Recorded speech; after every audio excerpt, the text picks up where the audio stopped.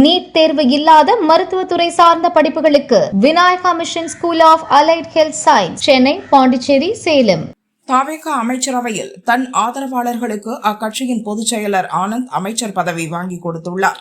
இதுகுறித்து தாவேக வட்டாரங்கள் கூறியதாவது: தமிழக வெற்றிக் கழகத்தில் அக்கட்சியின் பொதுச் செயலர் ஆனந்த், தேர்தல் பிரிவு மேலாண்மை பொதுச் செயலர் ஆதவ் அர்ஜுனா, விஜயின் நண்பர் விஷ்ணு ரெட்டி, வியூக வகுப்பாளர் ஜான் ஆரோக்கியசாமி என 4 கோஷ்டிகள் உள்ளன. இவர்களில் ஆனந்த் அதிக ஆதரவாளர்களை கட்சியில் வைத்துள்ளார். ஆனாலும் வேட்பாளர் தேர்வில் அவரால் அதிகம் ஆதிக்கம் செலுத்த முடியவில்லை.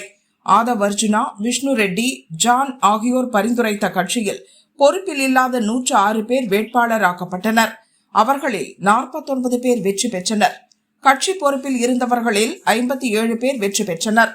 அமைச்சர் தேர்விலும் ஆதவ், ஜான், விஷ்ணு பரிந்துரைத்த நபர்களில் பலரின் பெயரை முதல்வர் விஜய் டிக் செய்து வைத்திருந்தார். கூட்டணி கட்சிகளை அமைச்சரவைக்குள் கொண்டு வருவது, அதிமுக அதிருப்தி அணியைச் சேர்ந்தவர்களுக்கு அமைச்சர் பதவி கொடுப்பது தொடர்பாக பல கட்ட பேச்சுகள் நடந்து வந்தன. இந்த சூழலில் எம்எல்ஏக்களாக இருக்கும் நிர்வாகிகளை அமைச்சராக்கினால்தான் கட்சியை வளர்க்க முடியும் என முதல்வர் விஜயிடம் தொடர்ச்சியாக ஆனந்த் வலியுறுத்தினார்.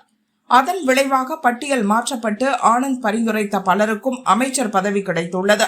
சரத்குமார், பார்த்திபன், விஜய் பாலாஜி, காந்திராஜ், ஜெகதீஸ்வரி, விக்னேஷ், முகமது பர்வேஷ், சம்பத்குமார், தென்னரசு, வினோத், ராஜ்குமார், மதன் ராஜா, பிரபு ஆகிய 13 மாவட்ட செயலர்களுக்கு அமைச்சர் பதவி கிடைத்துள்ளது.